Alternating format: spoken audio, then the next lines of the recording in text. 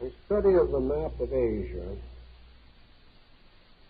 will reveal that vast, comparatively unexplored area,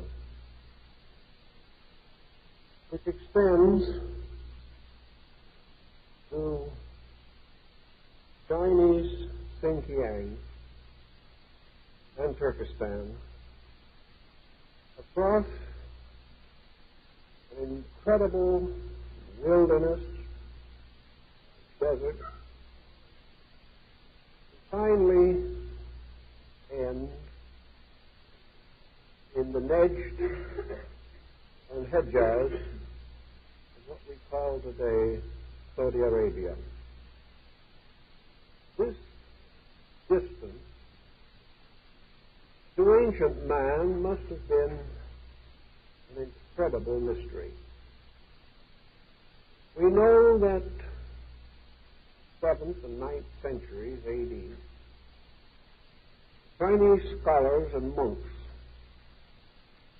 crossed this vast expanse. Some of them were gone 12 years on the journey. And there was very little in this uncharted wilderness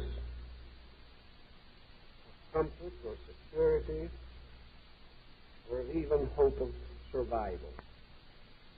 But by this long and dangerous path, the silk of China was brought to gladden the hearts of the pharaohs of Egypt and to make fine raiment for the emperors of Rome. It was interesting to realize that in this great region with rare oases, a kind of route was set up with posting stations. Every few hundred miles was a village or some place of rest. In most cases, the goods was unloaded on the backs of camels and given to another section of the caravan to carry on. Those who started in China were not likely to reach North Africa. But they did this entire process by relays. But along this same mysterious road, a certain exchange of ideas occurred. The various stations were eager of news. They lived alone, far from the unfolding processes of world civilization. They wanted tidings of the great civilizations that skirted their desolate path. And by degrees, the communication was certainly established between Peking, Constantinople, Alexandria, and possibly Rome. This communication line was very thin and was broken many times. But along this same road later, Nestorian Christians, seeking to escape the persecutions of their more orthodox brethren, fled into the wilderness and reached Peking in the 2nd or 3rd century of the Christian era. So while the going was hard, the road was dangerous, it was heavily traveled. And perhaps this thin thread of communication explains a great many mysteries relating to the parallels between certain cultural practices of Europe and Asia. We know that in seeking for the origin or the beginning of certain rather common stories and traditions, we are defeated. We do not know where this great structure of legendary began. We do not know whether certain accounts were carried from Europe to Asia or from Asia to Europe. We do know, however, the same stories rose in both areas. And perhaps it is better and wiser to believe the Silk Road and the caravan route is the bridge that in those times bound the two hemispheres of the earth together. In any event, about the 5th century A.D., something was added to the pattern of world legendary. At this time, there began to emerge the dim shadow of the world hero. This world hero was something different from the traditions that had come down from earlier times. In Egypt, we know that the gods fought in the sky above the armies of the pharaohs. We know that in Greece, Athena guarded the city of which she was the patroness. There were many accounts of divine intercessions, spiritual beings coming to the aid of men. These accounts, however, are rather different in spirit from those that rose somewhat later. But about the 5th century A.D., we began to see the rise of the concept of man as hero. That the hero of the world was not a divine being, but in some way an immortal mortal, a demigod, bound strangely to the earth and to the human background of things, yet rising above this mortal heritage to some strange and awful destiny. Perhaps the most simple approach to this is to tell something of some of these world heroes and what they meant in their own time. Most of them were associated with a line of literary production that paralleled Scripture, but was never quite scriptural. We have the Nordic sagas, the wonderful legend of the Volsungs, or Siegfried or Sigurd, the hero of the world. And in Western culture, I suppose, the most complete expression of the folk hero was Siegfried. Here we have the man of destiny, a human being upon whom depended even the fate of the gods. For it was through Siegfried that Wotan hoped to restore the reign of the celestial beings over the earth. The world hero, as Sigurd or Siegfried, was a mortal, immortal in several ways. He was strong, he was wise, he was possessed of wonderful insight, he could speak the language of birds and animals, he could slay the great dragon that guarded the treasure of the Nibelung, and yet he was strangely fallible, for in almost every instance the hero died. The hero perished by betrayal, by assassination, by the corruption of his followers. Always there was the vulnerable point, the vulnerable spot. Always there was the heel of Achilles. In the case of Siegfried, he was drugged into forgetfulness by his own wife, leading to the final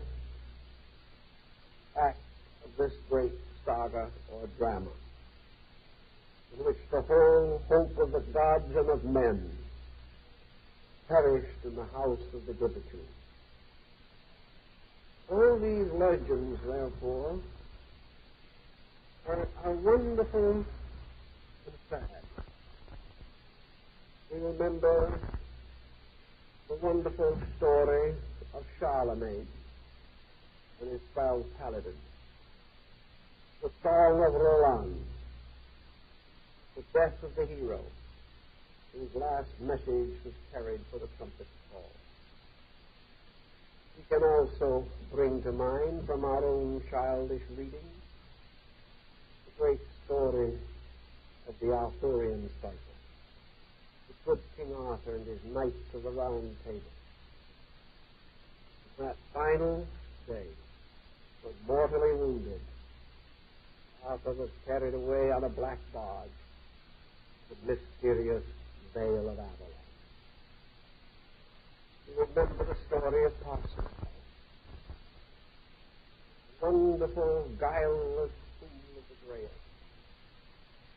Lohengrin, the Swan Knight, who came to rescue the maiden in distress. Always this wonderful cycle stories.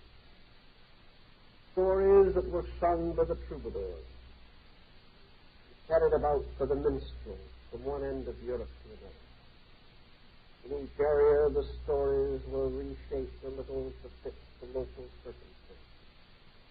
But the thread goes on. But for 500 years these stories dominated the mental, social life of they slowly faded away as though they had never been, and all that is left of them are the fragmentary tales remembered in the works for children. All these stories have to do with this strange but profound concept that the fate of mankind rests upon the production out of humanity of the world hero. This world hero must stand as a kind of hostage for the rest of men. If this hero attains, all is saved. If this hero fails, all is lost. So we know that such a cycle probably originated among mystic societies, one kind or another. Societies like the Minnesang of High German, and later the Meistersingers of Nuremberg. These stories were not originally written down. There is no ancient and original manuscript of them. Very few early examples have ever been placed in writing at all. And it was long before some bard or minstrel decided to commit them to parchment or to paper. They were remembered. They were part of the heritage of oral tradition. And as the changing moods of human beings refocused man's attention upon other projects, these old fables seemed to fade away. Where they came from, really, is probably one of the literary mysteries of the West. There were hundreds of them, and in various forms and kinds they flowed through all the cultures of Europe. No source has actually been found. The only way we can trace them by following the footsteps wandering minstrel who carried the stories from one land to another, vanished in his time, and another took his place. So we begin to realize that there's some kind of an archetypal pattern behind this story of the world hero. It is not difficult to gain some insight into it. It is part of man's psychology. Each human being, mysteriously within himself, regards his own uniqueness. He feels himself to be different. And from this difference has come not only a great deal of progress, but a vast amount of tyranny. Man, possessed by the sense of destiny in himself, has become both benefactor and despot, pressed on by the relentless selfness that was greater than body, greater than life, greater than valor, really, and greater than the world. So we have always been plagued by these strange false heroes who grew strong and selfish and tore down the very good that perhaps they themselves had earlier built up. But man believes himself to be in some way a very powerful creature. We know. We do not really dare to contradict this vision. Locked within every human being is a greatness that he does not comprehend. Some way, each one of us, at least in the small world of our own affairs, must become the hero. We must save our own private worlds, or they will fall apart. But every individual has a responsibility to preserve, protect, and lead the small area where his influence is felt. On the other side of the world, this story of the hero takes on a number of rather esoteric implications. It's no longer pleasant folklore to be sung in the presence of assembled nobles at some festival of court. In the East, the hero of the world mingles his personality with the religion, the philosophy, the deepest metaphysics of the people. Along the caravan route through Tibet and San Juan, when the fires were built at night,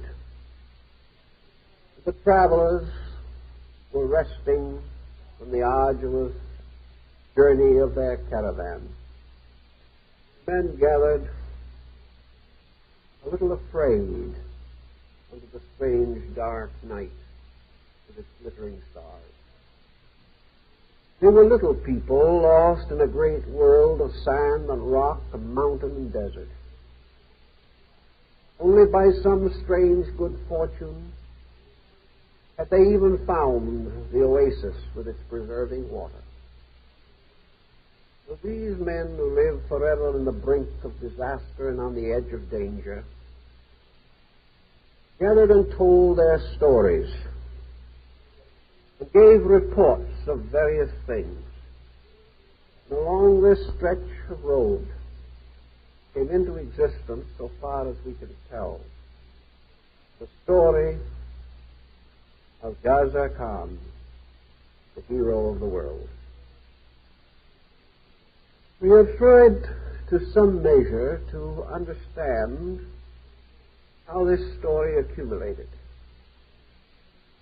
But even experts in the field have been able to accomplish very little more than those who have tried to trace the legendary of the West. No complete record or account of the great saga of Gesar of Lynn is known to exist.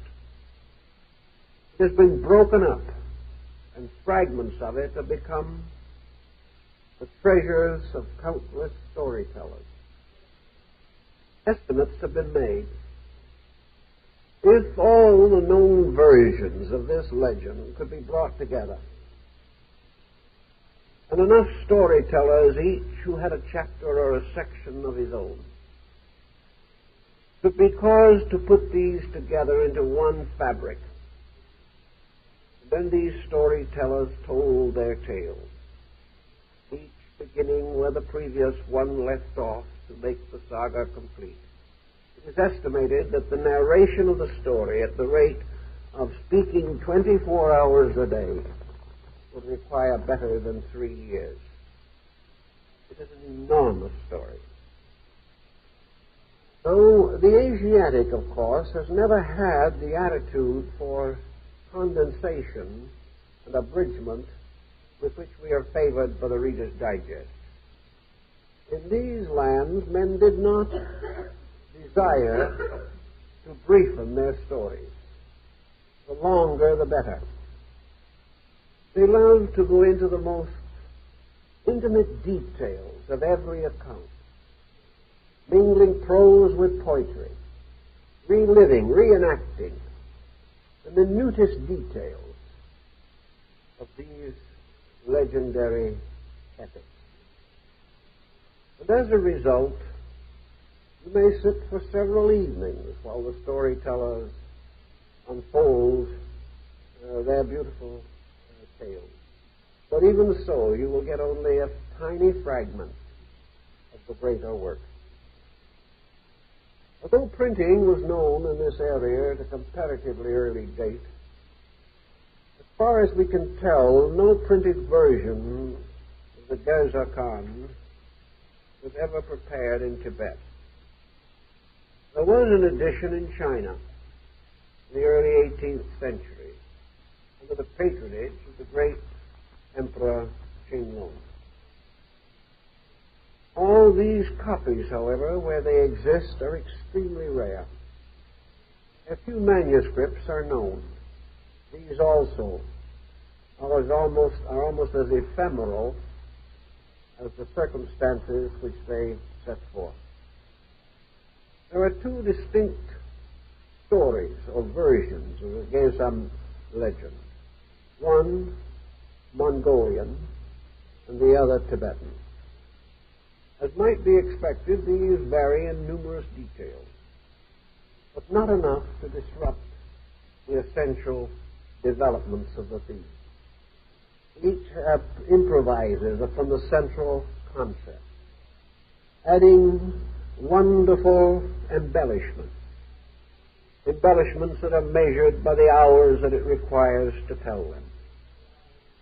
But the central heroic theme stands essentially the same in both traditions. It is now believed, in all probability, that the oldest form of the Gesar legend is Tibetan, and that the Mongolian version was derived from that. On the other hand, the very name Gesar suggests the Mongols. We have not as yet any clear understanding of the meaning of the name, and that is rather important, but is also quite an interesting aspect of the situation. Of course, the word Khan is comparatively easy. It is equivalent to the Western word prince or king. And it became the imperial title of Genghis Khan and his descendants. We may perhaps liken it to a form of emperor. It represented a ruler over rulers. And the highest form of it, of course, was the name that was given, or the title that was given to Genghis and Kublai Khan. They were called the Khans, or the kings of kings, the rulers over the rulers of the earth. Gesar presents more of a little mystery. We have no genuine root for it in the ancient languages of that area. And it seems to many scholars, and perhaps they are not too far astray, that it was derived from a Western word, perhaps the word Caesar, Gesar, Caesar, or the form which we find in the Teutonic culture, Kaiser or Kisa. This again might only mean another title of nobility, of rulership. So a Gesar Khan might simply again mean the king of the kings, a proper term perhaps to signify the noblest of all mortals, the hero prince of the world. It is probable, according to some thinking, that like many legends, the Gesar Khan had some historical background. Perhaps there was a person in those old days when northern Asia was comparatively unknown beyond its own boundaries, where tribes had no solid records, where gradually tradition emerges largely as a result of the rise of Buddhism in Tibet, Nepal, and Mongolia. Until the Buddhists brought writing and a written language and began the classification of knowledge, these older tribes lived almost entirely dependent upon oral tradition for the preservation of their records.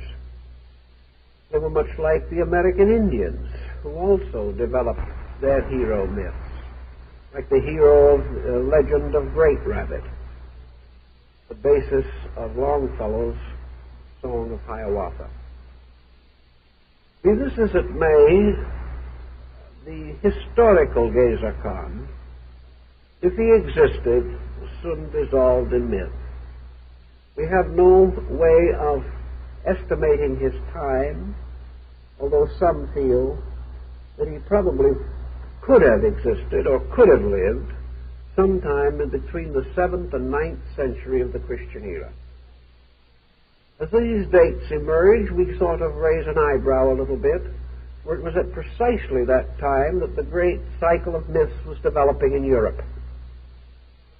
Actually, we would have the Gesar Khan almost a contemporary of King Arthur, or of Charlemagne, or of the mysterious heroes of the Grail.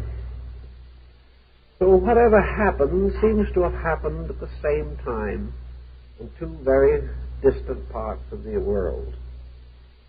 The Khan word also comes back to us from our own Western Hemisphere, the hero of the Aztec Empire, the hero of the Maya people, is remembered through this ancient region as Kukulkan, the feathered serpent. And here in the West, the word Khan seems to signify serpent. But it is also true that whereas it signified serpent, the serpent in its own turn signified royalty, or signified the great wisdom, the priesthood, the supreme rulers of the state, the custodians of the secret lore and legendary of the people. The Gesar Khan includes a number of elements which are extremely reminiscent of the Western folklore with which we are better acquainted. Like all the other heroes of the world, Gesar of Ling was immaculately conceived. He was born, it is said, as the result of his mother drinking the pure water of a mountain spring from a bowl of yellow jade on which were inscribed the 8 emblems of Buddhist immortality. The coming of Gesar of Ling was heralded, was announced. There was a strange annunciation that accompanied his advent. For even then, it was assumed that he was looked forward to not only by men, but by the gods themselves. In the wonderful world above, in the Tushita heaven, where the Bodhisattva Maitreya rules supreme, it was affirmed or believed that the great powers and the great ones waited breathlessly for the embodiment of the Gesar Khan. Not that he was distinctly and strictly a religious avatar, for this is not the case. Rather, he seemed to be what we might call in Europe the defender of the faith. He was the hero warrior. He was the one who was to protect the truth down through the long ages of darkness. He was the servant of right, the vassal of the law. And just as the knights in Europe dedicated their swords before the altars of their faiths, binding themselves into a semi-religious order of chivalry, and just as this chivalry produced these perfected virgin knights like Sir Galahad, so it was believed that these wonderful, dedicated persons were not soldiers in the ordinary sense of the word. They were really defenders of God, some way protecting and guarding mankind through the long, dark centuries when virtue failed among men. It was necessary for some strange, mysterious order of life to protect those who could not protect themselves. Something of this lurks in the story of Gesar Ling. Prior to the time or advent of Gesar Khan, a very strange and wonderful man had gone from the University of Nalanda in central India up to the mysterious regions of the north. It is said that he was sent for because the wives of the king of Tibet were Buddhists and wanted the consolation of their faith in the great wilderness where they dwelt. And over this pilgrimage to bring truth beyond the great mountains was placed a general of the law, a great teacher, who is known today as the Blessed Guru, or the Wizard Guru, Padmasambhava, the founder, so to say, of Tibetan Lamaism, driving before him oxen loaded with books, carrying the sacred utensils of the faith, images for the altars, rosaries for the pious, carrying with him also the rudiments of knowledge. For it was said then, and has been said since, that when the Buddhists loaded up books on the backs of oxen to take them to a distant land, they placed the books of faith on one side of the ox, and the books of medicine, law, jurisprudence, science, art, and industry on the other side of the ox. They never went only with religious books. They took all knowledge that they could with them. For they realized, even back in the days of the glory of Nalanda, that you cannot bring religion to a people unless you can civilize them. Unless you can prepare within them a new appreciation of value, you can never bind them to an abstract faith. Well, the Wizard Guru took with him, among other priceless belongings, the thunderbolt scepter of the god Indra. He started out on a journey which no man had made before him, a journey across the top of the world, a journey into the mountains where, according to the earlier Hindu traditions, the gods dwelt, into those snowy wastes in the midst of which great Shiva sat, in sackcloth and ashes, a great mendicant.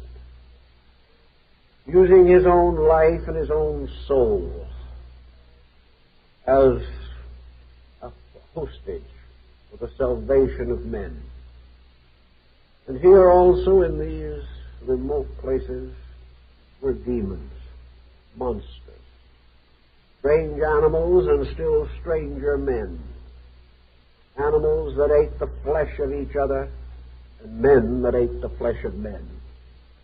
And into this unconquered, unknown world of snow and height, of long winters and short summers, the blessed Guru made his way, finally crossing this incredible expanse of wilderness, surviving infinite hardships, and turning the thunderbolt dagger in one direction and another to destroy the demons that guarded the passes. Padmasambhava came finally to the court of the king of Tibet. Here he was kindly received. The mere fact that he had survived was itself the greatest miracle that he had performed. And Padmasambhava not only converted the king, but established the first temple or monastery to his faith.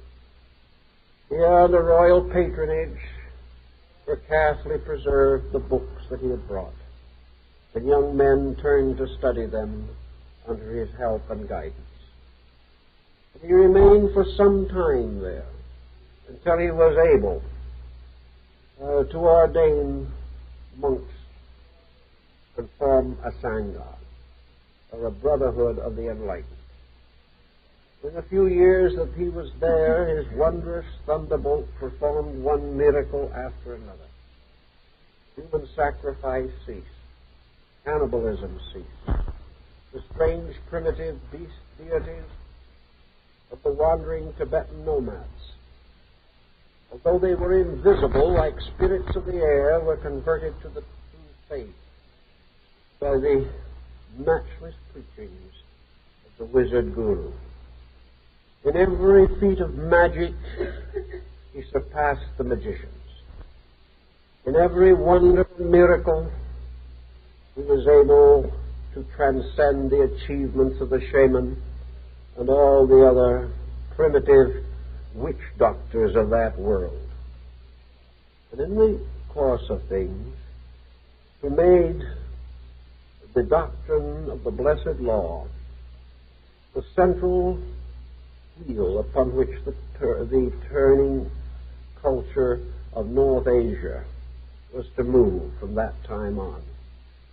Finally, when he had completed all the works that he was supposed to do, he rose into the air, and with a chariot of followers, of singing musicians, of angelic beings, of saints and sages, not normally visible to men, he floated across the sky on his journey to another land which had called him, the island of Ceylon. We do not know much about the legend of the blessed Guru after his departure from the northern land. But we know that in the course of time, this legend came to be involved in the myth of the Gesar Khan.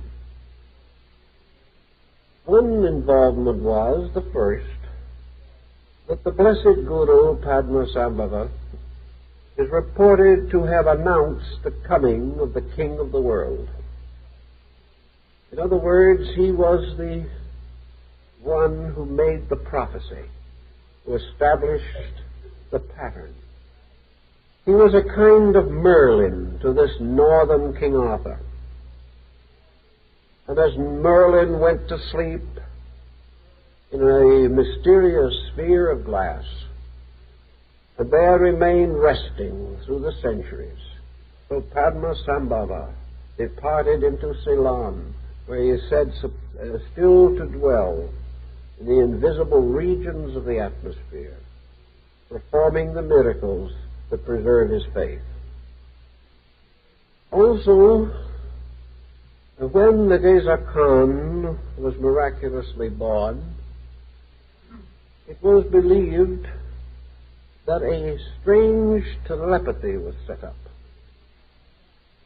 That Padmasambhava in far-off Ceylon was able to communicate by mind alone, to guard and to guide and to impress his thoughts and his will upon Gesar of Ling. Perhaps this was because when the child Gesar was born, he had a third eye in the middle of his forehead. Now, as third eyes are not especially fashionable, this circumstance caused considerable consternation. And in order that her boy might not suffer from such embarrassment, the mother is said to have closed the eye with her finger and prayed that it might not deform her otherwise handsome son. And the eye remained closed, but a little fold of skin remained. And there was a sensitivity in this eye which seems to tie to the concept of the urna or coil on the forehead of Buddha, and for that matter, the coiled serpent on the foreheads of the pharaohs of Egypt. The Gesar of Ling grew up like young Siegfried, a wonder of the world. He grew up in a strange region of nature, a wild, desolate nature. And even from the beginning, his powers and his abilities were remarkable and extraordinary in every way. And gradually, he became the Vishamonten, or the guardian king of the Buddhist community in Tibet. He was their patron while he lived, and his patron saint, and their patron saint when he was gone. The exploits of his life were almost too numerous to mention. But certain points about him are perhaps worthy of consideration. First of all, in the North Country, both in the Mongolian and Tibetan versions of the story, two explanations are offered for Gesar Khan. The first, that he was a thought being, that he was fashioned by the mind of the law, that he was an apparition who appeared because of the power of universal mind focusing upon him. He was a shadow, a shade, a kind of projected ghost or image, that actually he was a thought, a tremendous thought, made visible by the intensity of the great minds that produced him. Well, here's a thought also. Perhaps the Gesar Khan was a thought arising in the minds of men. Perhaps his whole image is a thought form.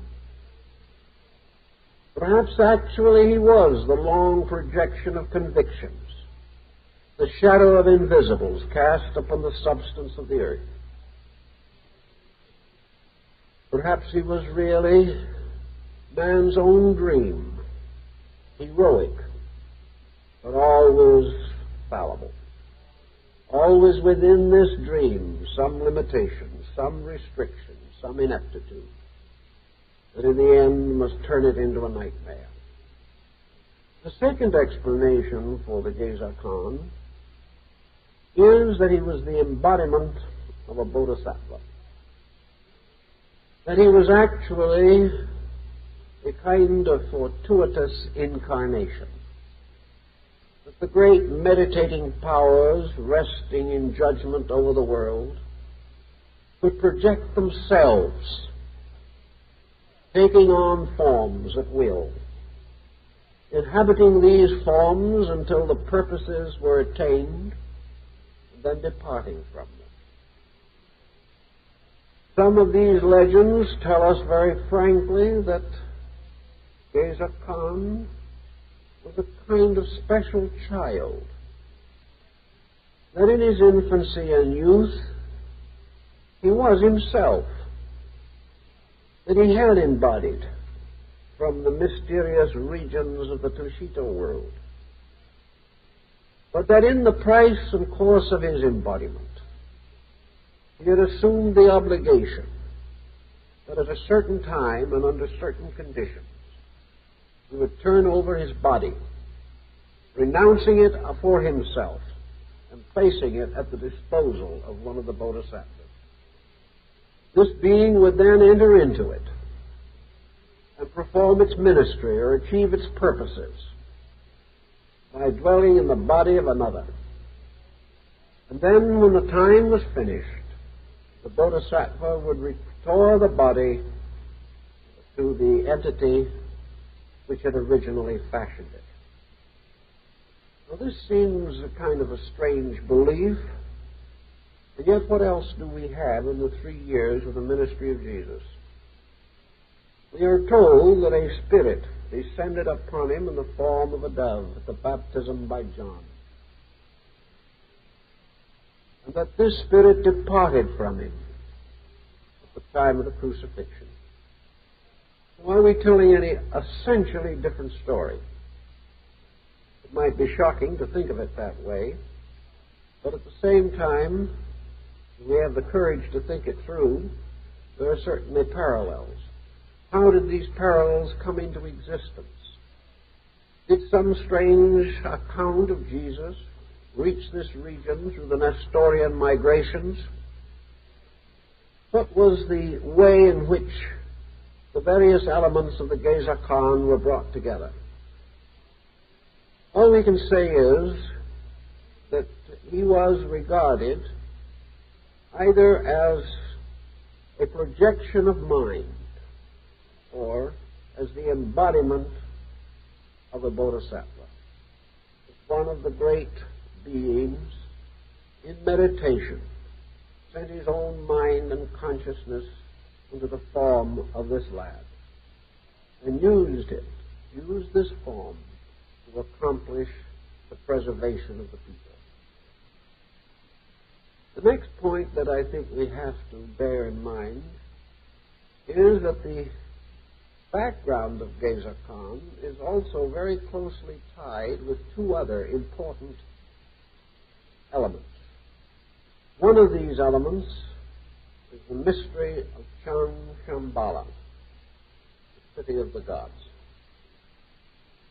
In the Tibetan legendary, particularly as we meet it along the old caravan routes, where the legendary is vivid, if not always entirely authentic, there is the belief that Gesar of Ling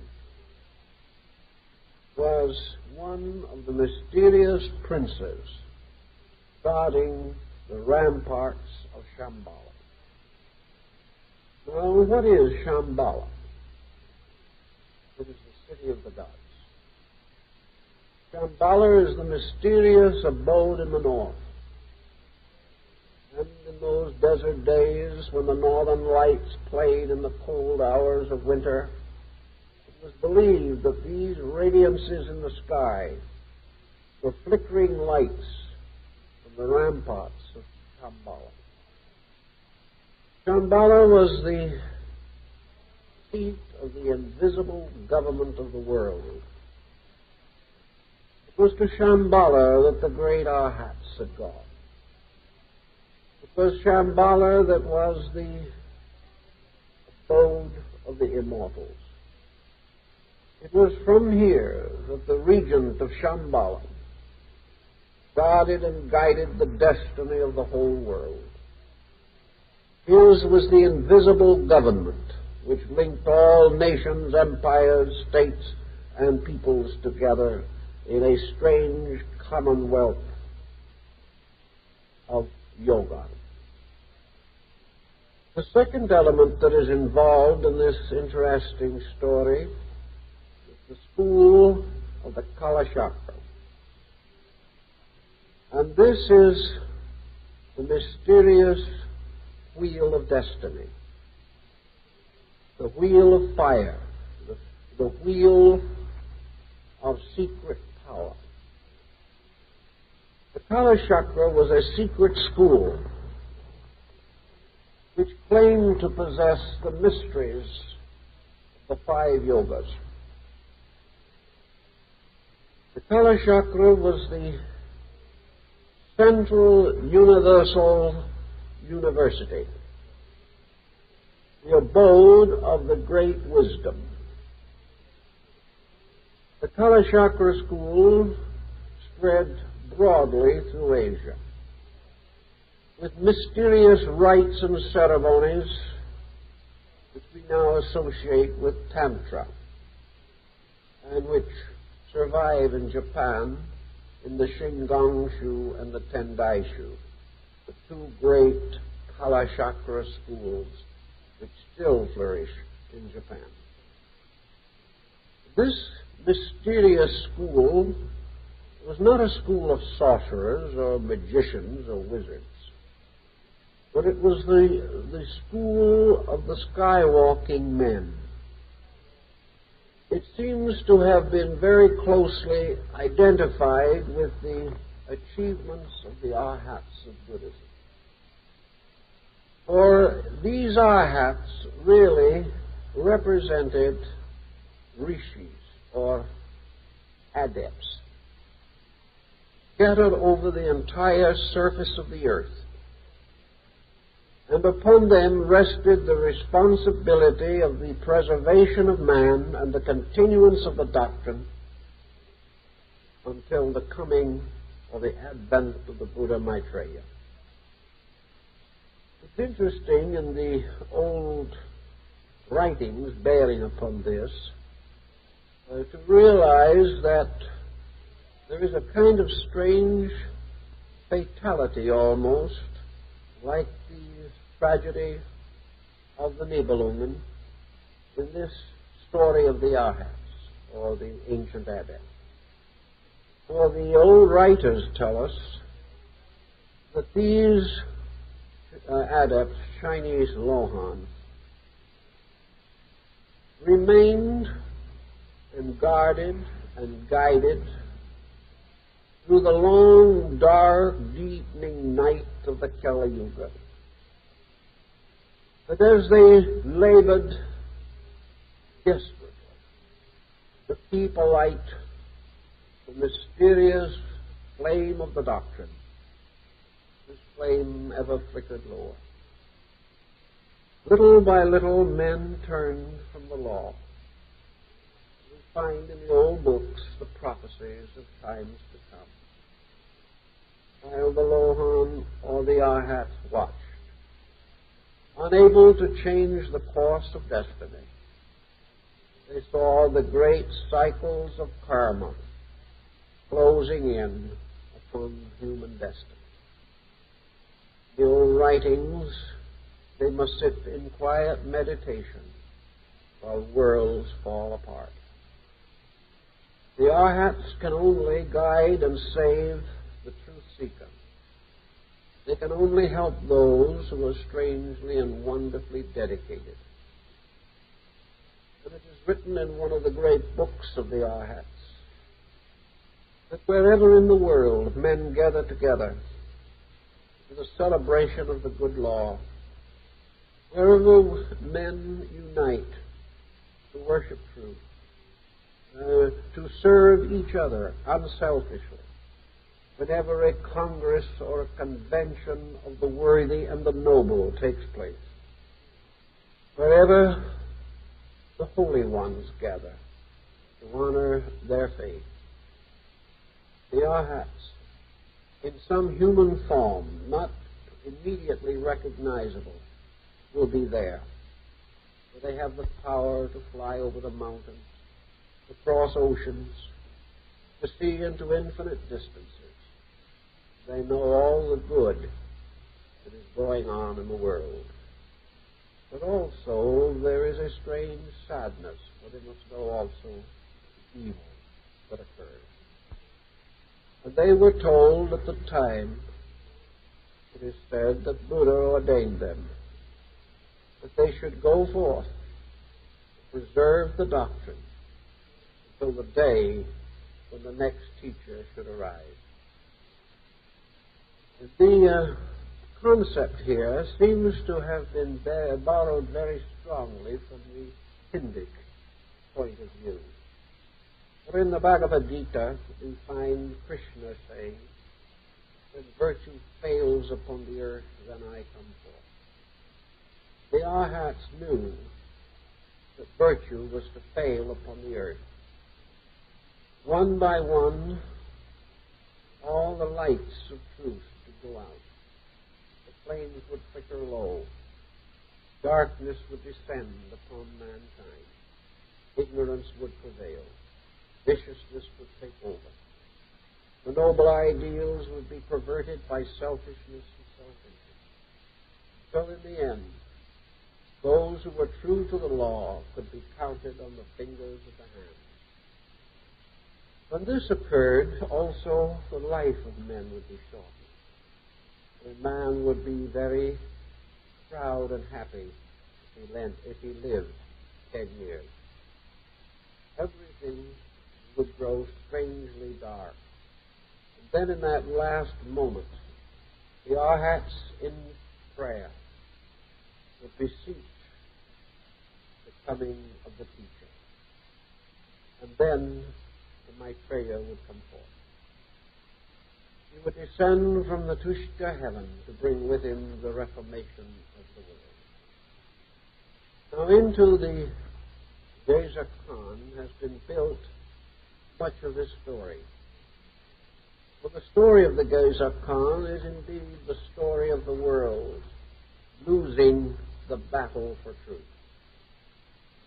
Heroically struggling on, fighting to preserve value, only to see value slowly, relentlessly disappear. But no matter how much wisdom and truth and beauty was expended, still the light would go out.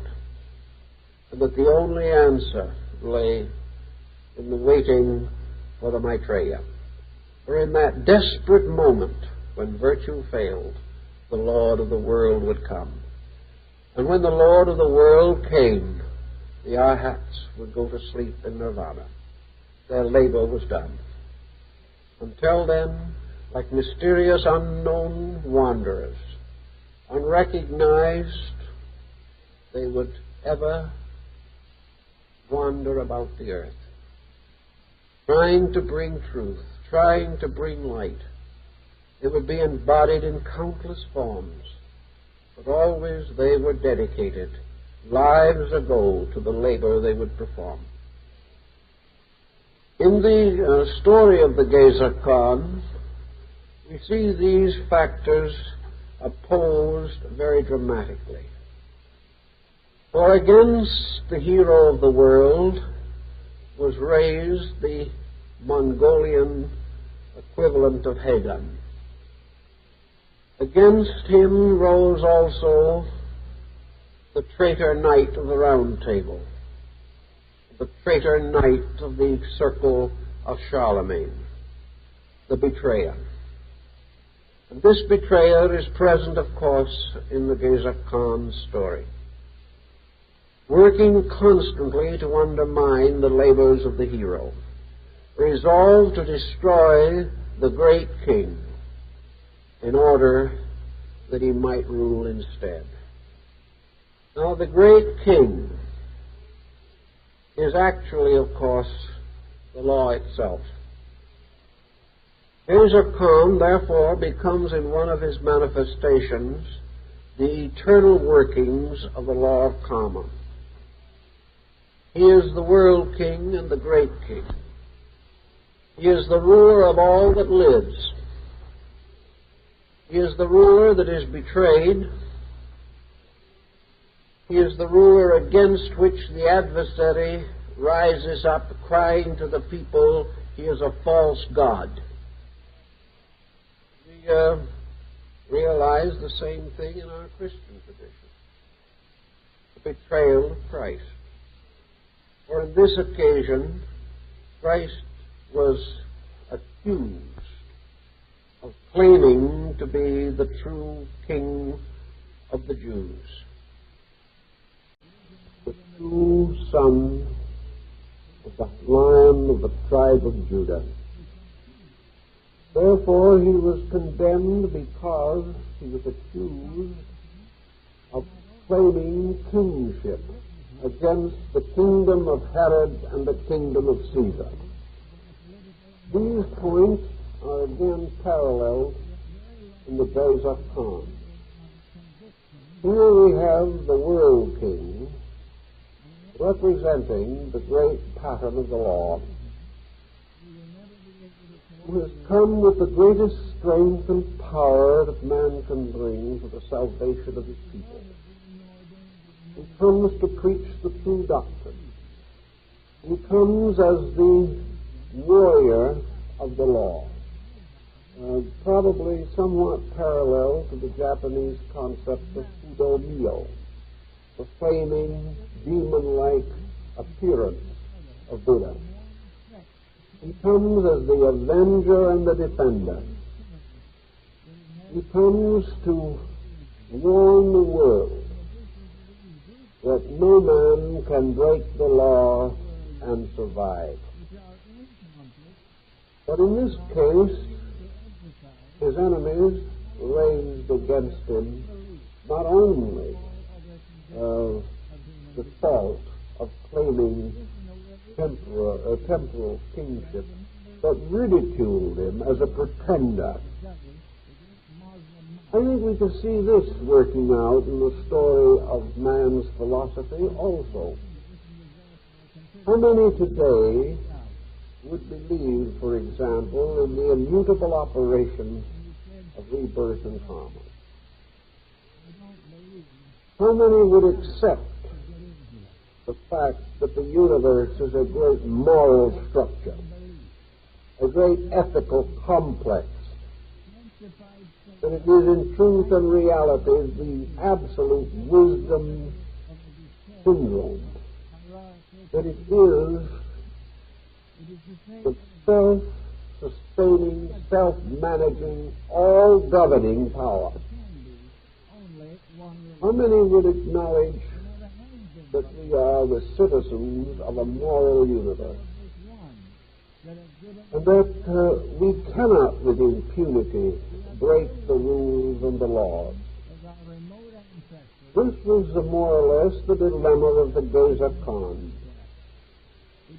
For like universal law, he was ridiculed. He was ignored. Every effort was made to destroy his empire. It was the empire of truth. Everything was done to betray him, to pervert the law. Men claiming in their selfishness that there was no law, but their own ambition. Turning to the law to destroy it in order that they could maintain a world of ignorant superstition and fear. Thus, his subjects, over-influenced by their temporal leaders, turned upon Gesar of Ling in the same way as the people of Jerusalem, aroused by the priests, turned upon Jesus. And those that had first glorified then cried out, "Crucify."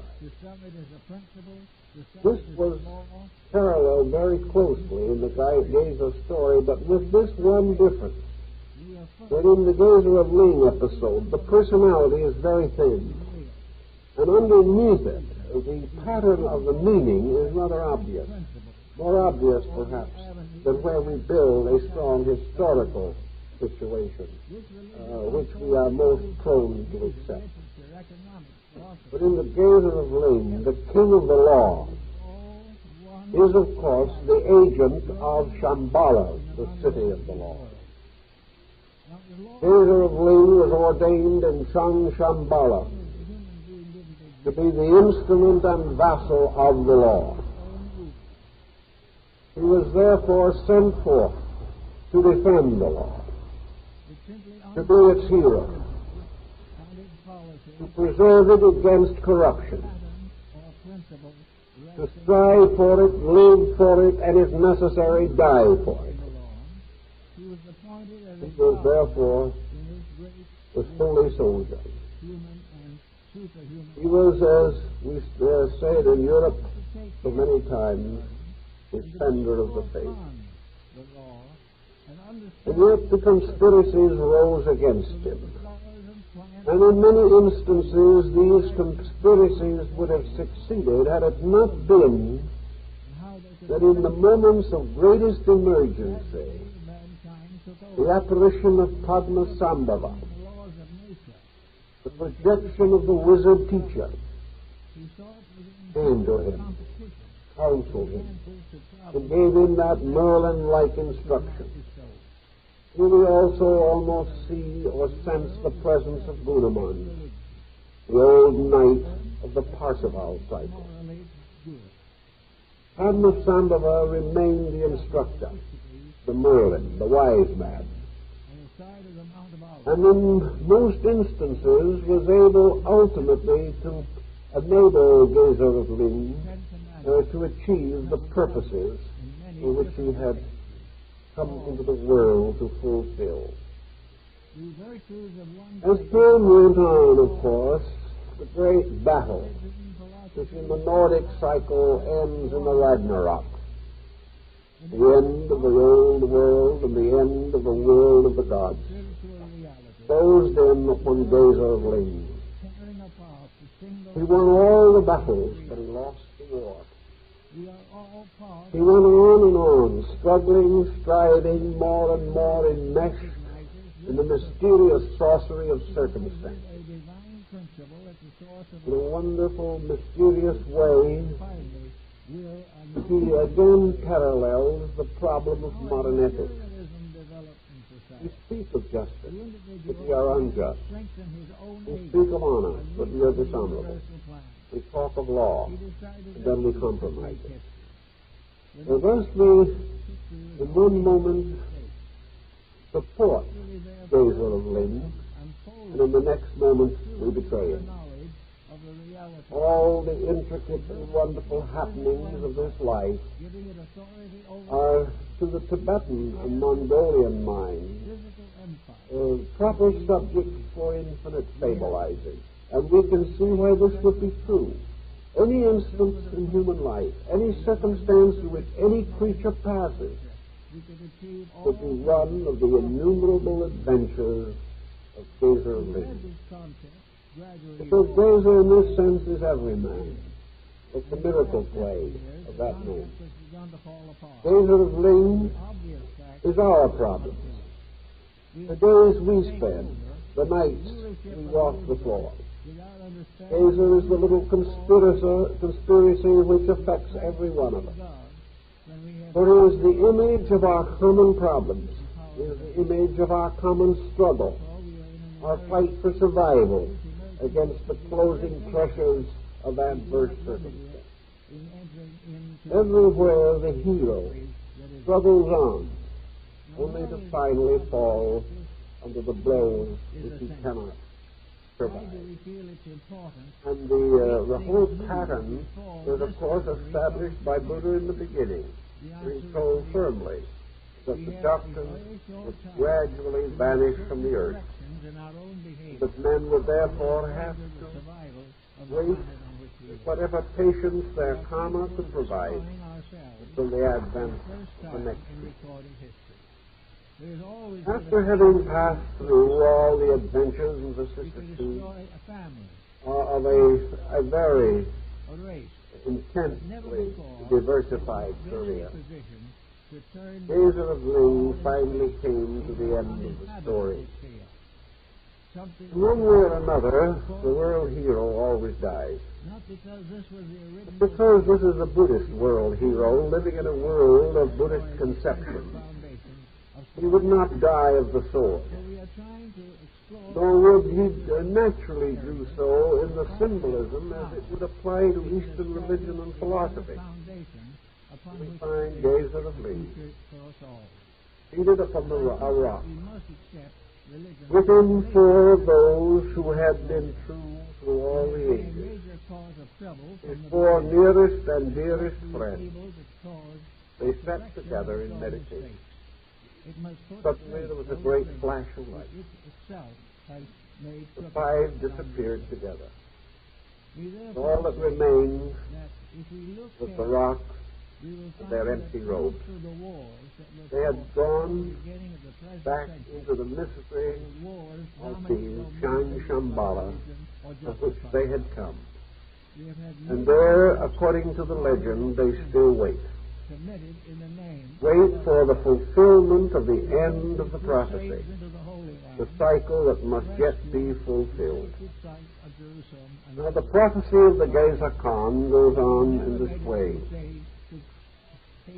After it was obviously impossible to achieve at that time the fulfillment of the world's desire, a prophecy was given that the land would come under great evils, that one by one the houses of wisdom would be deserted or destroyed. Little by little the teachers would be persecuted. The monasteries would be empty. The books would be burned.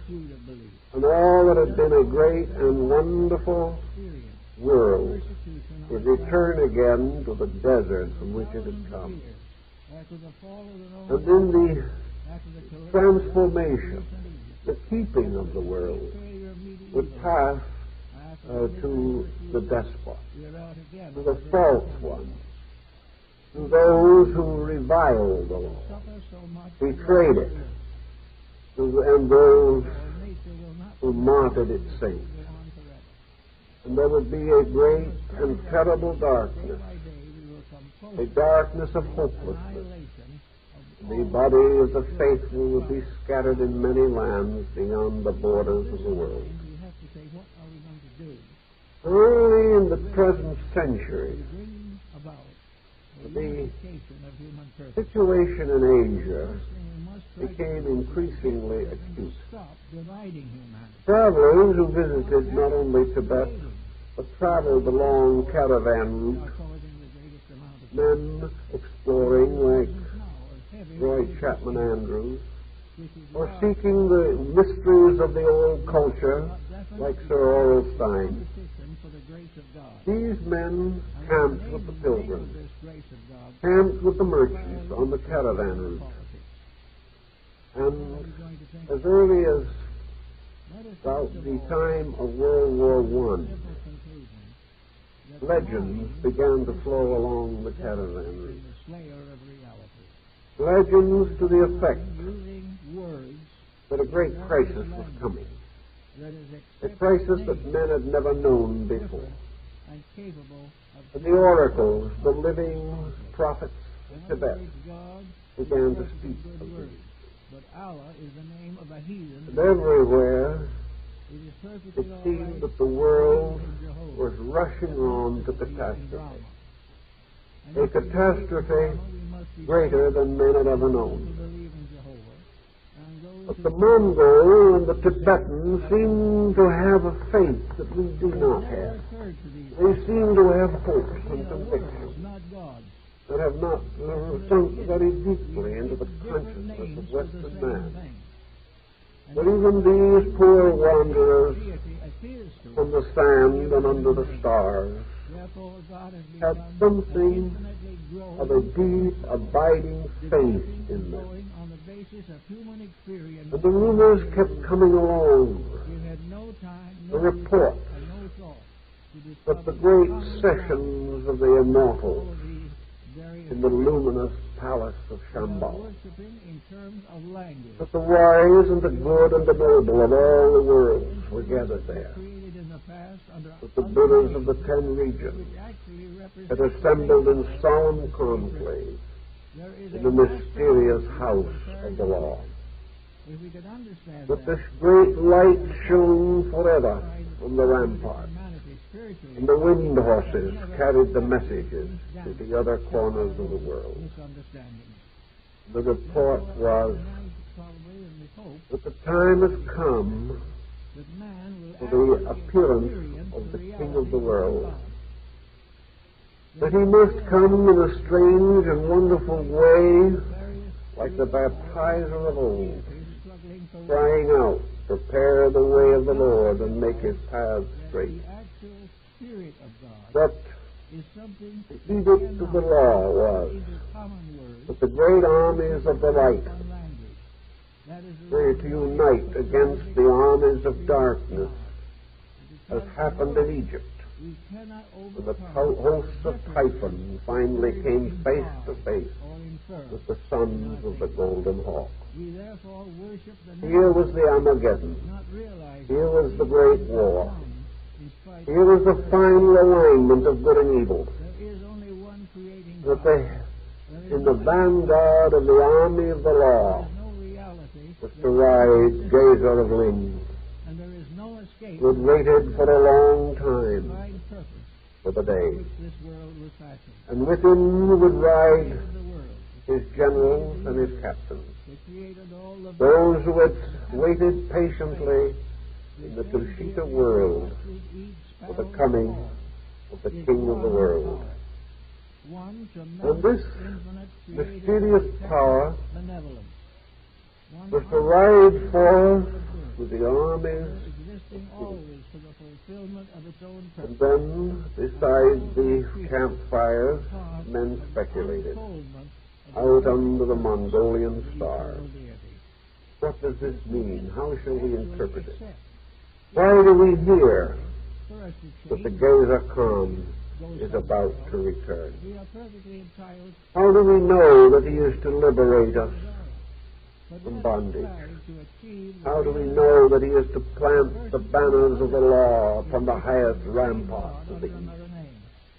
That his flag shall fly, Mythology and the red in which crested all the gods in heaven are fighting spears all the nations of the earth. with their yak-tailed No pendants fighting gods over the would be city seen of again. today as the deity What is rises this over secret the army walls of Troy? that was to rise from the dust, The law and his own that was to be embodied These from the shadows of old have things? been sanctified and This justified secret army to be immaculately conceived, to perpetuate misunderstanding. to rise To finally some degree at least, as nearly the all protectors and the permit keepers of human destiny, of some type of a new order of chivalry. misunderstanding. Now, some of the Mongolians, Differences in Tibetans, basic principles the people of North India, are treated. and the Chinese of the 5 provinces, No reality in they were foolish people. They were not all ignorant some ways to camel drivers. of truth to carry So forward. they could not just believe in a legend And among all the by which there would suddenly appear before them an army such as might have been raised 1,000 years ago by the banners of Genghis Khan. of discovery, They could not believe this type heavens above us of coming. are not at war There had to be with something hell else. as well as with the The other. coming of the King of the So world when we try to achieve this, had to have a meaning I think this probably deeper the and more valuable than this. is to realize that there are 2 ways of And so finding the God. That is speculations the way spread by into the philosophy itself in Japan, Korea, among the Buddhists of the Diamond Mountains, even among the saints and mystics of Nepal, northern India. He cannot find the security that Speculation in the was brought finally into harmony world around us. with the teaching itself with which the whole project was involved. We know perfectly well The only answer that could possibly mean not anything really was that living what he says he a is. host of He entities, claims to believe that souls, he is part would of come one into the family, world. but he is just going to exert This his host of souls would arise from a certain and peculiar his chemistry. own activities, so he But in this desperate time, believes that we the should patient ones, so he doesn't marry. the armies of the We Lord, do every day, claiming the that there are disciples, gods that are real, but whose these number gods was in beyond fear legion, is the most important thing that we claim. they would be the ones who would become the soldiers of the King, The individual believes first here, everywhere upon the earth, to be at himself, a certain time, and according to a certain law. freedom upon those around. There would be an influx Last analysis, the of only enlightened souls. individuality of which we are capable These enlightened souls we have would be the a arhats, mistake if we want to call them that. realities, there is no freedom. That incredible array extending How can you beyond escape from truth? the power of Why vision should you want to? in the magnificent apocalyptical production of the lotus of the good law. Because he has an unreality of his own These to cherish. would be the awakened He ones, wishes to do as he please in a world in whose nature the seeds of eternity had been sowed. we see around us today. For it was said, or believed, Of and the old Jataka tales of the embodiments of Buddha carry the same message. and we also see Believe that in the course of ages, in the vast cycles of time which have preceded our present day, in every now generation, we realize that there's another end. seeds of truth and that fell is into the the souls of men, world conflict in beauty germicide. and of hope. Display These are the bija or bija which we seeds, can the manufacture seeds to of Buddha. destroy each other. The Buddha is nothing but a Should sow personification for somebody. of the world truth. It should represent Now into the souls of men fell these to little destroy himself and his world. soul seeds.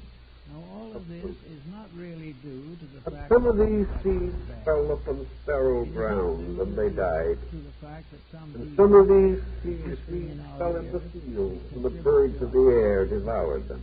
it is simply due to Some of certain these seeds basic fell upon attitudes good soil which the human being has grew carried with him since and the multiplied beginning of his existence. in a He has wonderful been way. warned of a million times. For there is nothing greater or more wonderful than the multiplication of the These mustard seed. mistakes invariably and inevitably So those in whose souls the seed of the law had been planted, but he never realizes that he in their various embodiments, were not aware of this. can cure them. They have no In knowledge other of words, it. if we wish to survive as a The world, mind we've got to stop that awakened with birth did not tell them of the old seed. self-satisfying way of Seed was in the heart. of And in alcohol. this, it was good seed. We cannot keep on watching. And in the hearts of these, we cannot there keep gradually on watching developed all or the unfolded the tree of the learning soul, nothing from them. as And mentioned in the mysticism of Sami.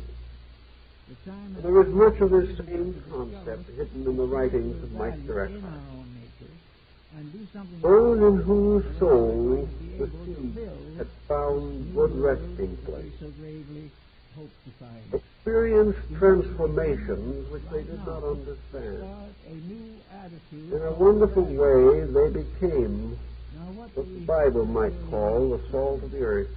we need is what most They had within them socialist countries a great now power they are gradually discovering growing that up, without ideals, the they power are going to go down. to serve and to know and to sacrifice for Successful, truth. communistic They states became are the in great desperate trouble. Constructors. And the only thing that Wow. can take them out of trouble is the thing They are that the ones who gave us the laws, creative ideas and in Buddhism, dedication to principles. all the great Principles they teachers try of to the world dedicate themselves are to the ones in so whose far heart down on the list of good realities seeds that had they been could not planted. possibly accomplish the end. of their desire. Buddhists would not hesitate Therefore, we to now say that find Pythagoras or actually, Plato on all levels, a or bankruptcy Michelangelo of or materialism. Leonardo were all With it, the bankruptcy the of ones all in whom the economic, seeds had been profit planted. abuse. They didn't All know those it, things are here. but something in them We've longed got for to do beauty. something about them. If we Something wish in to them move sought forward justice, to the 21st century, we've sought a got better to way. survive.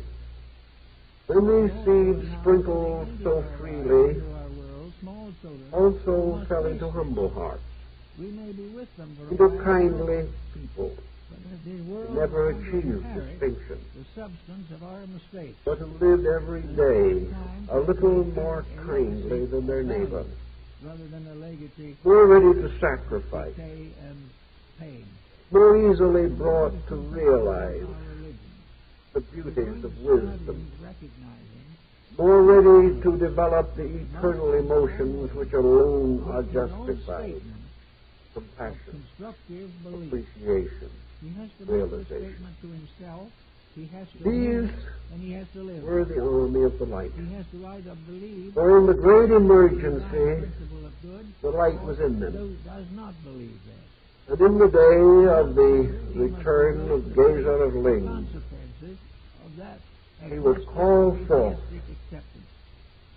the light in the soul.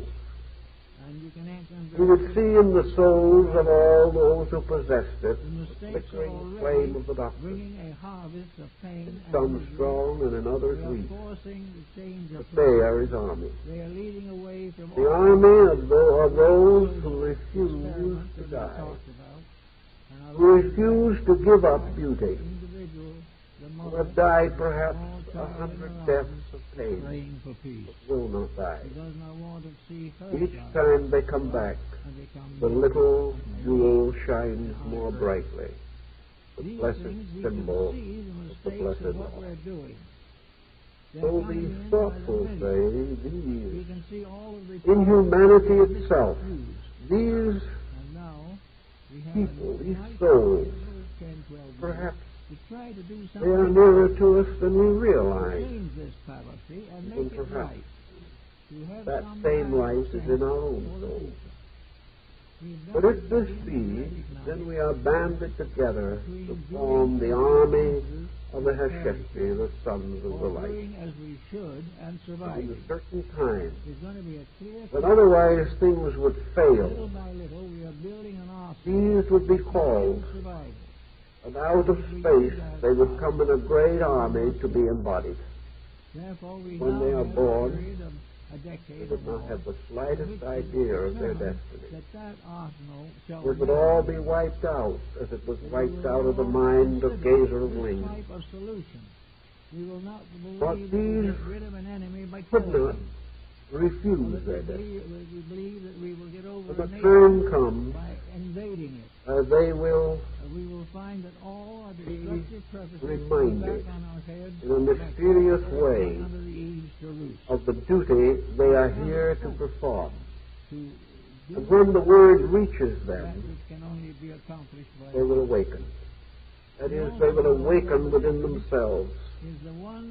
This does not mean that they may necessarily still know why they were born. But they will know that they were born, and that this call is the most important thing that has ever come to them. So they will rise and follow in the way of the call. The call itself, of course, is a strange projected phantom of this embodied bodhisattva, Gesar of Ling. He symbolizes the awakener. When he arises and speaks, when he gives the great battle cry from the ramparts of Shambhala, then those who are waiting will rise with him. They will instinctively and inevitably become the army of light. For this they were born, whether they know it or not. For this they have lived countless lives, whether they remembered them or not.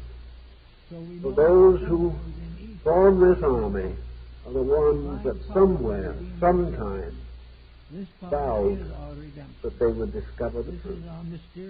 And all that living which they have passed through has had a strangely refined something about it, because they were born each time with this instinct for reality. But otherwise we cannot tell them. But we do know that in this world some men live for power and others for kindness. Some seek worldly honors and others reject it. Some feel that success is everything and others choose quiet lives of learning. No one knows just why, but it is in the karma of these beings. It is in the core of them. For in some are the soul seeds shining more brightly than in others. In that day, something has to happen, by which, in a single moment, those who have received the call and have become embodied as the sons and daughters and children of a generation will suddenly hear the voice of leadership. They will hear the mysterious order, All of these things which in the echoes of ether and in the mystic vibrations of things it's trying to let inner comes space forth conquer outer in the space. heart of the Kala The Chakra. inner space is soul. It is the They most know that the time has come to turn the wheel of soul destiny, in the planet, in the sun, and they will rise, and no army on earth can defeat them. and in the beast, and in the And what will be the kind of war that will be led there is a power by of the life hosts of Gesar? struggling to fulfill itself. The scholars tell us, and the old yogins who have knowledge There of is no these things, principle of evil, that this will be no bloody warfare. misusing good. This will be a strange, fatalistic war of light. The greatest of use of all. In this war, So we're trying to get ready. there will be no way of telling We've got to- friend and enemy. One of them from is the we've outside. got to get spiritual They will value. mingle together. We've got to find ways. There will not be any definite, that materialism battlefield. is the security. but there will be a rising of principle against compromise. Or ignoring. There will come forth a strong, powerful urge Here with the victory of corruption. to make straight We do not think of it, the way of the Lord. but we know that if an individual And one by one, the despots will find their followers falling away from them. to corrupt those principles. They will not Therefore, we need some kind of who have idealistic teaching the to dedication. bring to us. From the outside, it may seem all a strange. In many nations, Freaks of this does circumstance. exist to some degree. No one perhaps will know why it all happened. It is all being But the sacrificed. cry or the voice of the great generalissimo of the world, It is not certain, and the defense Gesar is possible. of Lincoln, Therefore, we are just drifting along can be nearer and nearer the voice of a great leader that we do not really want to face who knows. or ignore the problems involved. When So we need the Orient first became aware of Western natural and history, proper thing for young people. and they heard the story of Abraham Lincoln, This is one of our ways of escaping it was commonly agreed that he was a The more Buddha. laws we pass, the more corruption we have. Whether he knew it or not wasn't We do important. not have a law All of them do not. to teach young people how to live. But within himself, somewhere, sometime long ago, Of parents. the It is seeds the of light soul's were job sown. learning from those who For this light he lived. learning to If he live faced right, with this comparing light, he to live died. right. This is the only way it He was, in all Eastern way of thinking, corruption and one of the arhats, integrity, one of the great teachers of the law. there is no social order. It wasn't important whether he knew it or not. It For it is only from the inside of things that you can tell. the individual. It is only those who have the inner eye that can know In a very great statement. the plan that moves behind the face of things. Is more secure. than But this was the integrity point under of consideration. There is no nation That that when is the great than the most corrupt. flying sky horses carried their messages to all parts of the world, Correction here. some would hear and know. Comenius, When the banners of Shambhala were unfurled, and the great Tibetan tankers showed the king of Shambhala stepping down from his throne, system is a kind It of meant graduate institution. that the day was near. The child goes for No one knew how near. having received the basis of No one knew when the great betrayal, the great crisis, in the moment when, the parent doesn't according to the Hindu belief, the parent hasn't man reaches an extremity the child's children which his wisdom is not great enough to assist him the to first meet. line of defense against That moment, the Lord of the world comes forth again. This is one of the great problems we have to Now we begin to sense, We've got to start with even at our present day, the coming of this Before extremity. and we cannot do it by We legislation. realize that We cannot put a policeman not only are we outside the confronted with a freedom great of law. international We struggle, cannot demand these things from but that the parents. struggle is coming onto our streets, into our homes, into our hearts. The integrities of this level, The forces are arrayed strangely as though on a battlefield. basic values of There are no faith, boundaries to this battlefield except boundaries of thought and ideals and this is principles. the beginning of the child child's growth. Here we have When he goes into school, a knight-errantry there's another of problem. nobility, striving like the Arthurian knights How to live against the and strange how to die. monsters of In corruption. school, the child All this we see. at basic We do not know how far it outlook goes. towards values, But for some reason along the caravan routes, men knew it was coming. We didn't know, but they did. of its world. We thought we were going blissfully on our way, There has to be building a ideas great in school. material There will not culture be any in life. that would bring heaven to earth. Now we get to the point perhaps But instead of doing so, it is threatening to bring hell to earth. perhaps this child is already on its We are no longer secure in way these to things. propriety, simply on the But we basis see in Asia itself the rising of this great we turmoil. have another problem. That We of were told long ago that the day would come when Tibet would be ravaged, employers have a when its holy ones would be destroyed, when its saints would be martyred, when its people would be scattered, integrate the characters but it would suffer also a diaspora, individual who works by which business, the business an innocent itself being people would be dishonest or dishonorable. cast to the wind. Simply adding The to Tibetans the- believed this. and that They knew it was coming. adding They saw it in the portents of the stars and the rattling of the oracle bones. They knew it was coming. Mature in thinking. So they also, by the same prophetic quality, made a kind of analogy that is very, very interesting. It's always interesting to find some small group of ethnic structure, some comparatively slight and fragile nation, likening itself to the whole world, seeing in its own destiny the destiny of humanity, and in its own salvation the salvation of all other men. Tibet had this also. And this they shared with the Eskimo. For the Eskimo believes that ultimately he will rule the world. There's a long way to go, but he may make it if present trends continue. To Tibet, their own country was a microcosm of the whole. The disasters that happened to them were disasters paralleled in all other nations.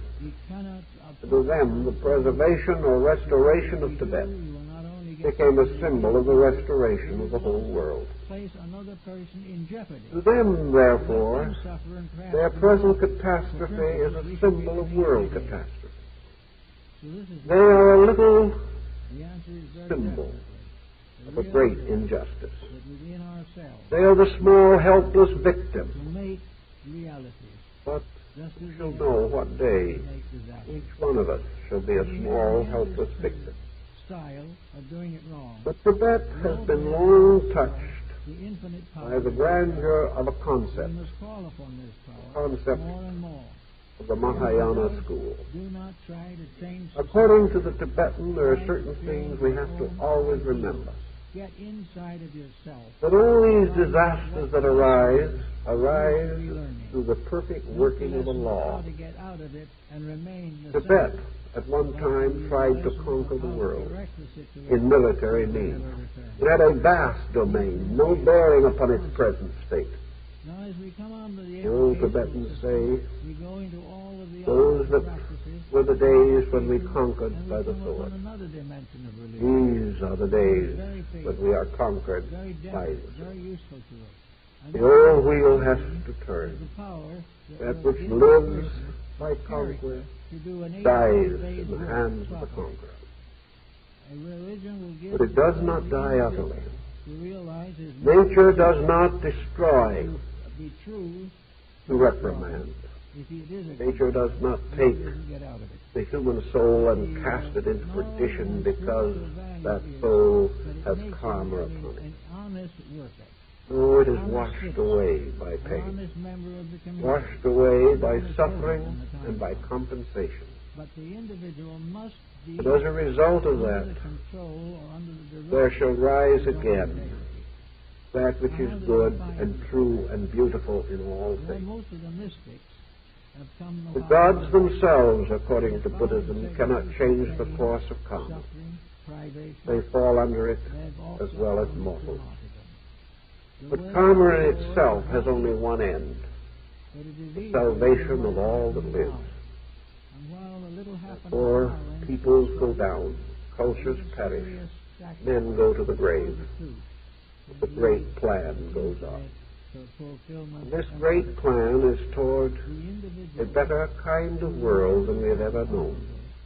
A world in which the growth of the truth seeds in ourselves will finally bring about the brotherhood of mankind. And Gesar of Ling is the soldier of this war. He is the one into whose keeping is this strange pattern of retribution. He is the agent of karma. He must bring things to the destiny that they deserve. But all the time, he is fighting for the light. He is the armed warrior seeking for peace. He is the general who knows that it is the first duty of the general to prevent a war.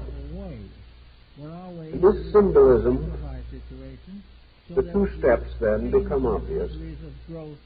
It is Gesar of Ling that must clear the way, must lead to the victory of right over wrong, must restore the great structure of the law, like the Krishna in his earliest embodiments. He must dive into the ocean of darkness and preserve the Veda, or the light of the law, from the darkness of the Kali Yuga. So Gesar of Ling is the fighter. He is the one that must bring these things about, who must gradually force the karmic pattern into its proper relationship with truth. When he has accomplished this, he will then lead his armies and his generals, and they will line up in great files of glory before the ramparts Shambhala. And they shall bring their glory to the King of Kings, to the great Arhat of the color. He then shall Gesar the Khan say, I have prepared the way. Not by bloodshed, but by forcing the clarification of principles. It had to take off its load. My armies have risen against compromise. We have been tired of fighting and wrong. There came into the world those who rose against evil and overthrew it, rose against corruption and cast it down, rose against tyranny, and tyranny is no more.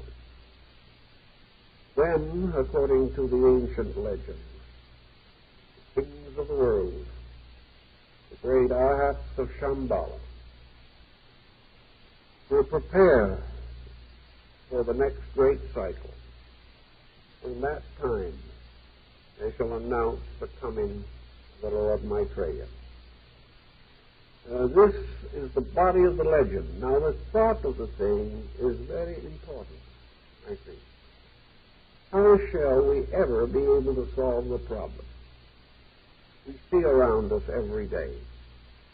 The only answer probably that is possible is that at the appointed time, the great army of souls held in suspension behind the veil of life will move into embodiment together. If this happens at any time, then the generation that follows must be greatly altered. Then ulterior motive will not find its victim. For these dedicated souls will not be lured by the hypnosis of evil. They will not be corrupted by selfishness or self-centeredness. The moment we produce a powerful army of the incorruptible, corruption is gradually destroyed. So the Gesar Khan legend means to the Tibetans and the Mongolians that an army of souls waits to be born. And when the trumpet sounds, they will be born. And when they do come into the world, they will be the soldiers of the guardian king.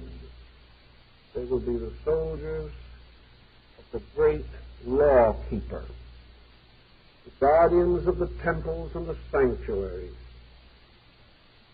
the Neo and the Tenno, all of the strange and wonderful symbols of the protectors of inevitable.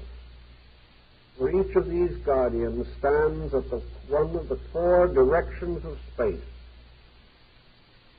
and is obligated to see that the great wheel is never destroyed, to protect value, that the valueless shall never triumph. And the Tibetans and Mongolians believe that this is the way, and that the moving into the human race of these wiser souls is the answer. Under normal conditions, these wiser ones are assumed to come in, one here, one there, according to the needs of times and places. But when the need is universal, when problems are no longer limited to nations or races or small parts of the earth, but the problems are the whole earth, then they cannot be solved by one entering here and another there to find the ear of a thoughtful ruler. Now the great legions of the Arhats, described in the Lotus Sutra, extending as far as the eyes can see, in every direction of space, these legions fade out of the heavenly world and are born as infants, to grow up, to pass through all experiences that we know, but to have within them the priceless treasure of the flaming jewel, by which in their own hearts they can never be corrupted. These are the armies of light. These are the soldiers of Gesar of Ling. And in the light of this, I think the whole story takes on a very dramatic and rather inspiring aspect. And perhaps you will find it worth thinking about. Thank you very much.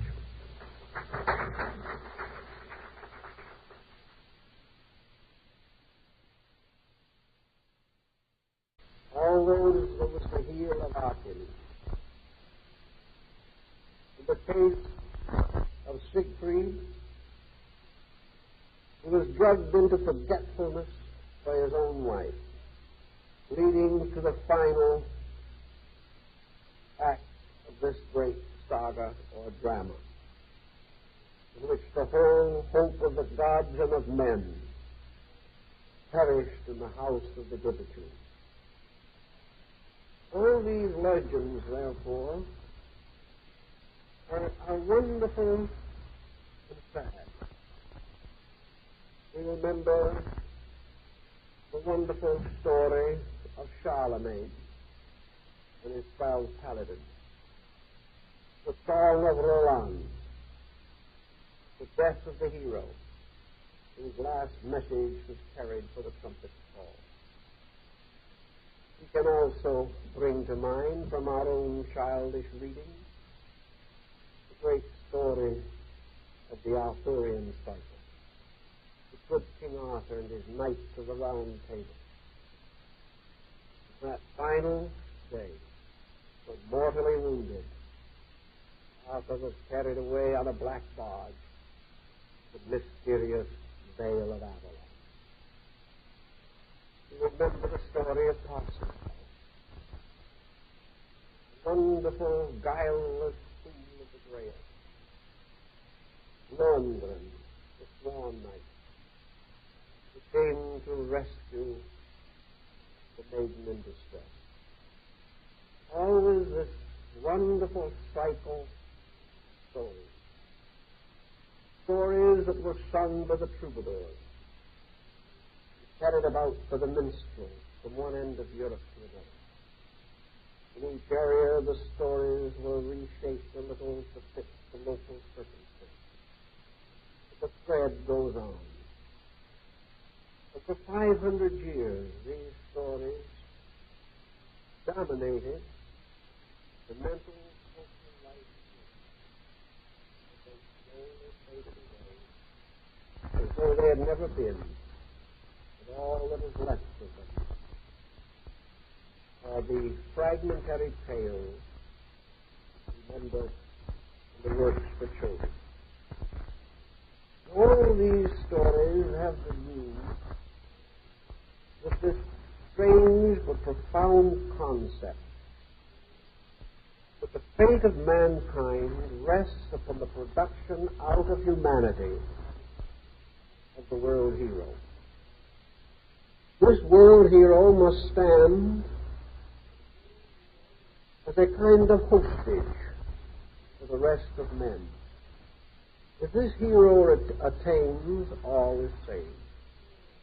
If this hero fails, all is lost. So we know that such a cycle probably originated among mystic societies at one time.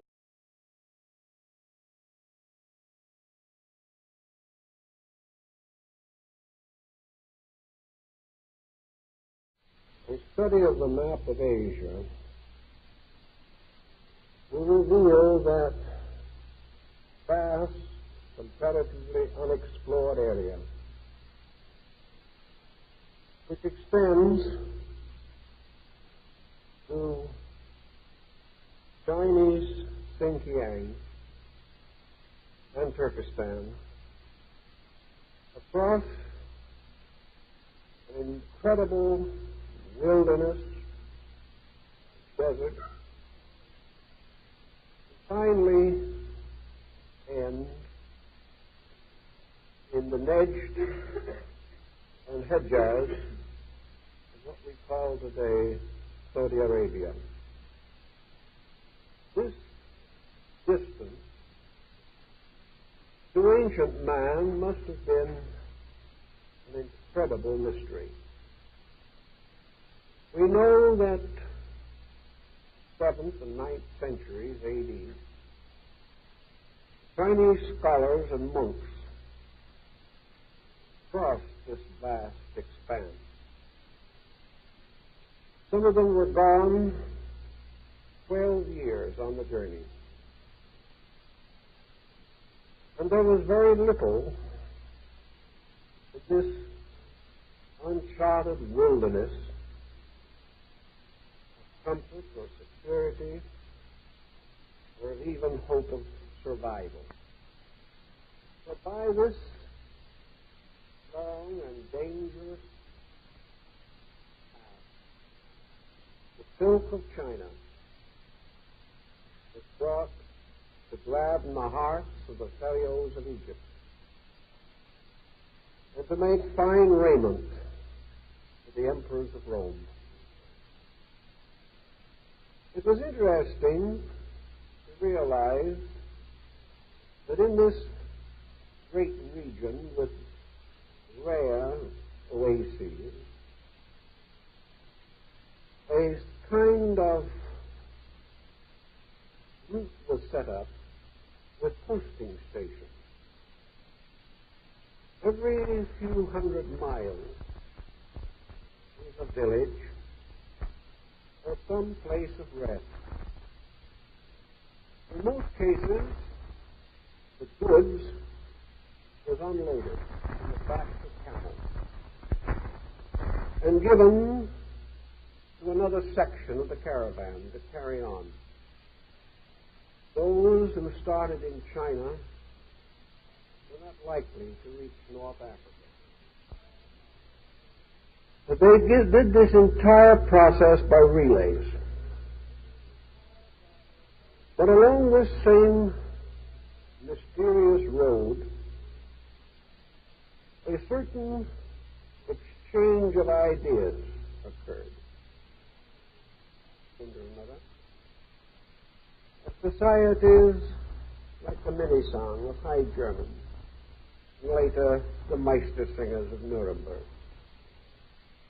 These stories were not originally written down. There is no ancient and original manuscript of them.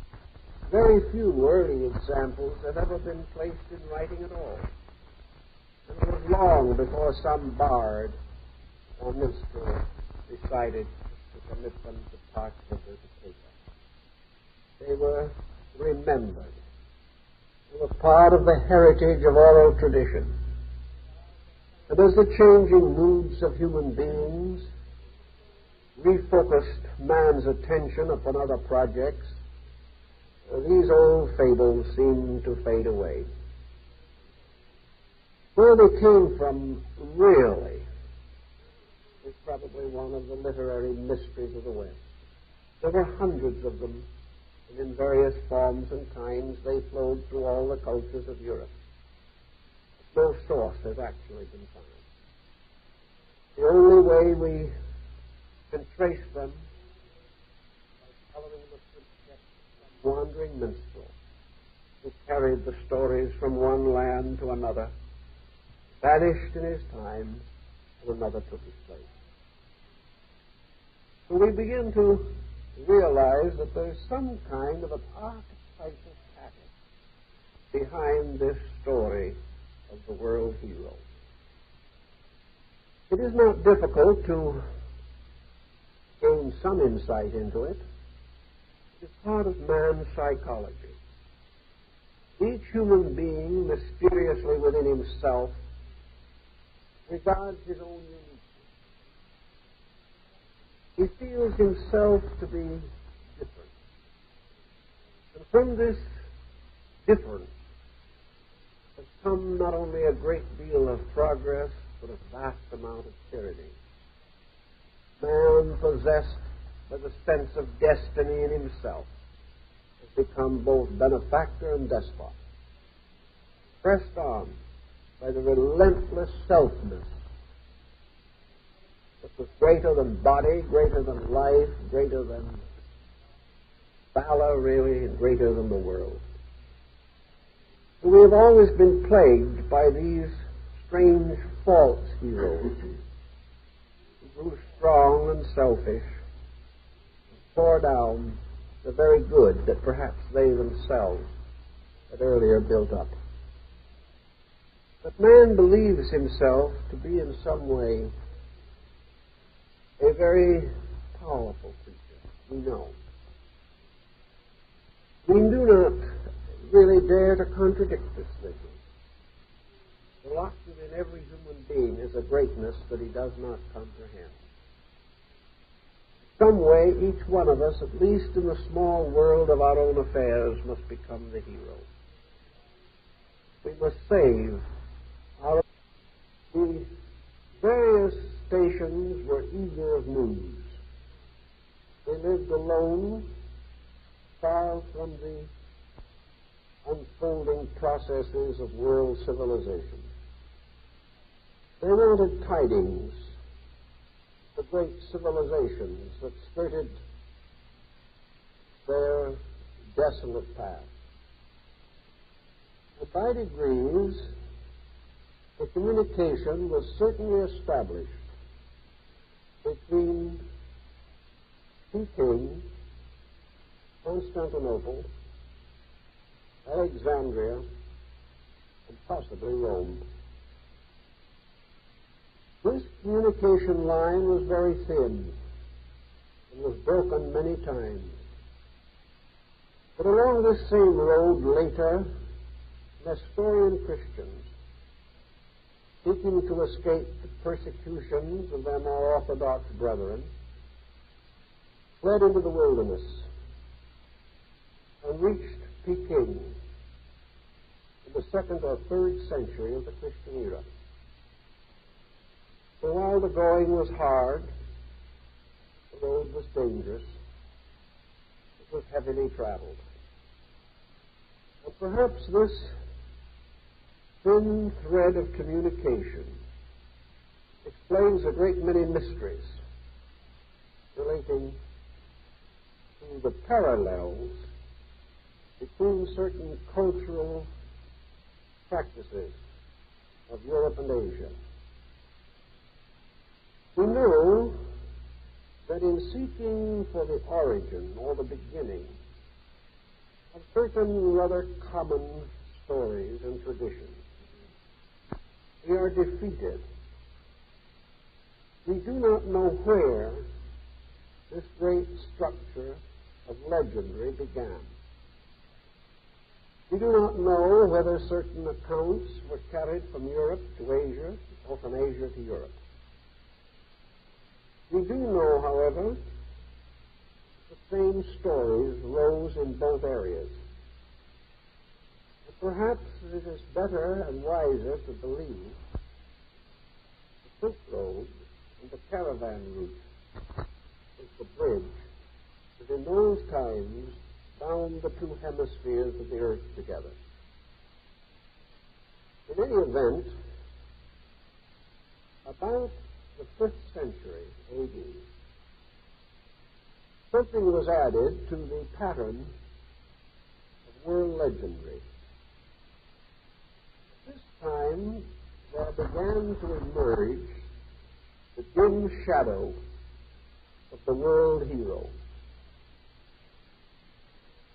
This world hero was something different from the traditions that had come down from earlier times. In Egypt, we know that the gods fought in the sky above the armies of the pharaohs. We know that in Greece, Athena guarded the city of which she was the patroness. There were many accounts of divine intercessions, spiritual beings coming to the aid of men. These accounts, however, are rather different in spirit from those that rose somewhat later.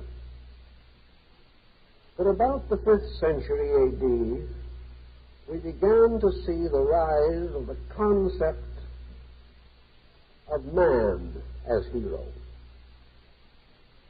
That the hero of the world was not a divine being, but in some way an immortal mortal, a demigod, bound strangely to the earth and to the human background of things, yet rising above this mortal heritage to some strange and awful destiny.